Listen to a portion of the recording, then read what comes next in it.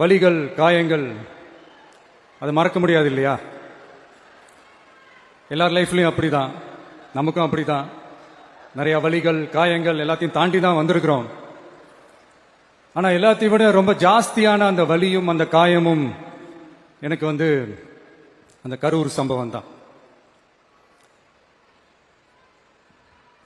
மக்களை சந்திக்கணும், மக்கள் பிரச்சனைகளை எடுத்து பேசணும். அதுக்காக தான் அந்த மக்கள் சந்திப்பு பயணத்தை தொடங்கி திருச்சி, அரியலூர், நாகப்பட்டினம், திருவாரூர், நாமக்கல், கரூர் அப்படின்னு சொல்லிட்டு போயிட்டு இருந்தோம். அரியலூர்ல அந்த மீட்டிங் முடிச்சுட்டு பெரம்பலூர் போறதுக்கு முன்னாடி அந்த பெரம்பலூர் போலீஸ் எங்களை அலர்ட் பண்ணாங்க. சரிங்க, கூட்டம் கொஞ்சம் ஜாஸ்தியா இருக்கு, லேட் ஆயிடுச்சு, வராதீங்க அப்படின்ட்டு. So we had no choice. Police சொன்னா நம்ம அதை ஒபே பண்ணி தானே ஆகணும். அதே நேரத்தில் பெரம்பலூர் மக்களோட அந்த சேஃப்டியும் மைண்ட்ல எடுத்துக்கிட்டு ஒரு மன வலியோடவே திரும்ப போயிட்டோம். அதுக்கப்புறம் பெரம்பலூர் தொகுதி மக்களுக்கு மன்னிப்பும் கேட்டோம்.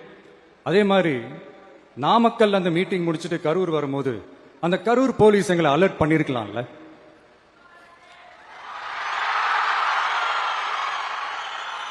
இல்ல சார், இங்க எதிர்பார்த்ததை விட கொஞ்சம் கூட்டம் அதிகமா இருக்கு, கண்ட்ரோல் பண்ண முடியல, வராதீங்க. அண்ட் போலீஸ் நினைச்சா அவங்க அந்த மீட்டிங்கே கேன்சல் பண்ணலாம். ஏதோ தப்பா இருக்கு, ஏதோ தப்பா தோணுது அப்படின்னு நினைச்சிட்டாலே they have all the rights to cancel the meeting. எங்க கிட்ட கேட்கணும்லாம் ஒன்றும் அவசியமே கிடையாது. ஆனா அதையெல்லாம் எதுவுமே செய்யாம அந்த ஹைவேல இருந்து அந்த ஸ்பாட்டுக்கு போலீஸே எங்களை உள்ள கூட்டிட்டு வந்து விட்டு அந்த நாடகம் இருக்கு பாருங்க.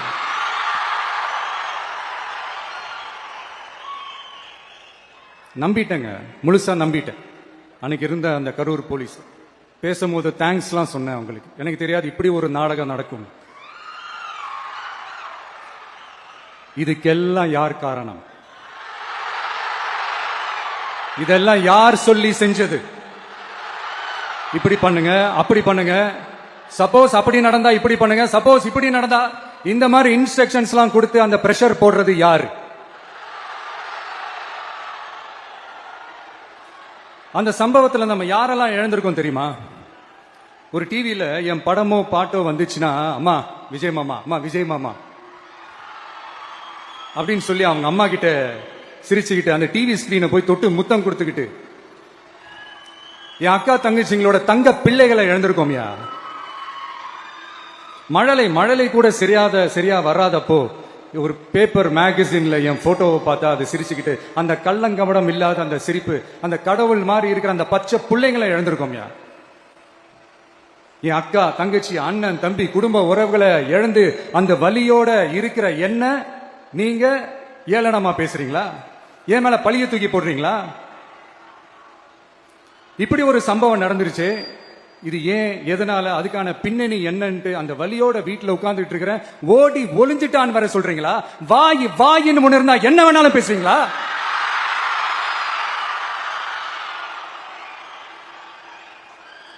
மக்களே, நான் உங்களையே கேட்கிறேன், அன்னைக்கு அத்தனை கிரௌட் இருந்துச்சு, அந்த கிரௌடுக்கு தகுந்த மாதிரி போலீஸ் பாதுகாப்பு கொடுத்தாங்களா? இந்த இடத்தை எடுத்துக்க சொல்லி நாங்க தான் சொன்னோம்னு ஒரு போலீஸ் ஆபீசர் பேட்டி கொடுக்கிறாரு. அதுக்கு என்ன அர்த்தம்? இவ்வளவு வலி, இவ்வளவு காயங்கள் கொடுத்துட்டு பழிய தூக்கி நம்ம மேல போட்டுட்டு அதுல ஒரு அரசியல் ஆதாயம் தேடுறீங்களேயா? இதுல வாய் கூசாம சட்டசபையில ஸ்டாலின் சார் நம்ம மேல திருப்பி விட்டு அங்க ஒரு அரசியல் செய்யறாரு. அதுக்கு என்ன அர்த்தம்? நமக்காக வந்திருக்கிற மக்களை காக்க வைக்கிறதுக்கு நாம் ஒன்னும் ஆதாயம் தேடுற அரசியல்வாதி எல்லாம் கிடையாது. மக்களுக்காக அரசியலுக்கு வந்தவன் இந்த விஜய். எனக்காக எல்லாமும் கொடுத்த என் மக்களுக்காக எல்லாத்தையும் விட்டுட்டு மக்களுக்காக மட்டுமே அரசியலுக்கு வந்தவன் இந்த விஜய். அவங்களுக்காக நன்றி கடன் செலுத்துறதுக்காக மட்டுமே அரசியலுக்கு வந்தவன் இந்த விஜய். உங்களுக்கு தான் இந்த விஜய் பத்தி நல்லா தெரியுமே. ஆனா நம்ம எல்லாருக்குமே இத்தனை வலிகள், காயங்கள் கொடுத்தவங்களுக்கு இந்த 2026 தேர்தலில் தக்க பதிலடி கொடுத்துட்டீங்க. ஆனா அது மட்டுமே பத்தாது மக்களே, அது மட்டுமே பத்தாது. காலத்துக்கும் எழுந்திருக்கவே முடியாத அளவுக்கு நிரந்தரமான ஒரு பதிலடியை நீங்க கொடுத்துக்கிட்டே இருக்கணும். இப்படி எல்லாம் பண்ணா நான் மக்களை விட்டு ஓடிடுவேன் நினைப்பா? யார் என்ன ஓடினாலும் நான் மக்களை விட்டு எல்லாம் ஓட மாட்டேன். அன்னைக்கும் சொன்னேன், இன்னைக்கும் சொல்றேன், நாளைக்கும் சொல்றேன், தில்லா சொல்லுவேன், கெத்தா சொல்லுவேன். பணமா ஜனமா அப்படின்னு கேட்டா என் ஜனம் தான் எனக்கு முக்கியம்.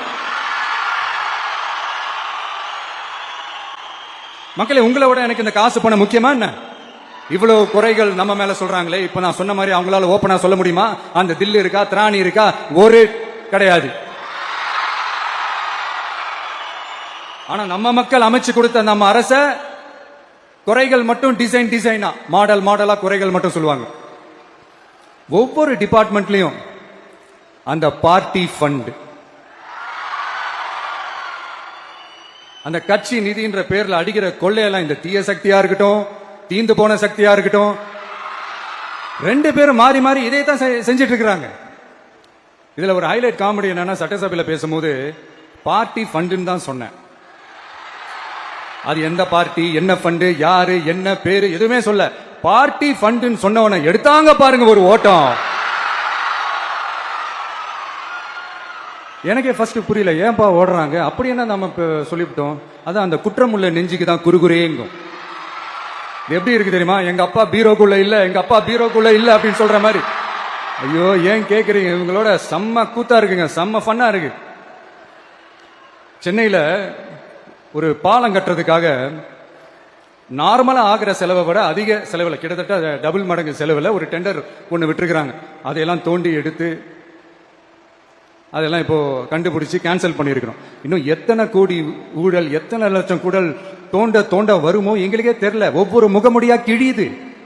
ஐயோ, இந்த விஜய் ஒவ்வொரு கதையா எடுத்து வெளியில விட்டுருவான் போலேன்ட்டு திரும்புற பக்கம்லாம் கதறல் கதறல் கதறல், காதல் இருந்து ரத்தம் வராத குறை. ஆமா, இப்படி ஊழலே ஊறி போனவங்க இப்படிதான் இருப்பாங்க. இந்த 50-55 நாட்கள்ல அங்க செஞ்ச சில விஷயங்கள் சட்டசபையிலே எடுத்து சொன்னேன். பட் இங்க ஒரு சில விஷயங்கள் சொல்லணும்னு நினைக்கிறேன். இந்த மின்சாரத்துறையில இதுக்கு முன்னாடி போட முடியாம இருந்த அந்த பதவி உயர்வை இப்பதான் எங்களால போட முடிஞ்சது. அதுக்காக ஒரு அக்கா அழுதுகிட்டே ஒரு நன்றி சொன்னாங்களே, அதெல்லாம் உங்க கண்ணில் படாது அந்த வீடியோ எல்லாம். ஒரே சொல்றேன் உங்களுக்கு. அடுத்து, லஞ்சம்லாம் ஒழிக்க முடியாது, ஊழல்லாம் ஒழிக்க முடியாது, அதெல்லாம் பிளட்டிலேயே ஊறி போய் இருக்கு அப்படின்னு சொன்னவங்க போய் ஒவ்வொரு கவர்மெண்ட் ஆபீஸா பாருங்க. ஒரு பைசா லஞ்சம் இல்ல, ஒரு பைசா ஊழல் இல்ல, வேலையெல்லாம் சும்மா டக்கு டக்கு டக்கு நடக்குது. ஒரு பெரியவர் ஒருத்தர் சொல்றாரு, தம்பி வேலையெல்லாம் நடக்குது, ஆனா அதையும் தாண்டி எங்களுக்கு மரியாதை கொடுக்கறாங்க தம்பி, உட்கார வச்சுலாம் பேசுறாங்க. இதெல்லாம் இதுக்கு முன்னாடி நடந்ததே இல்ல. அவனை போய் பாரு, இவனை போய் பாரு, இந்த ஆபீசரை போய் பாருன்னு சொல்லி அலைய விடுவாங்க. இப்ப லஞ்சம் இல்ல, ஊழல் இல்ல, வேலையெல்லாம் உடனே நடக்குது. மக்கள் அப்படி ஒரு பெருமூச்சு ஒண்ணு விடுறாங்க. அதை பார்த்து நமக்கு அப்படி ஒரு ஹாப்பினஸ்.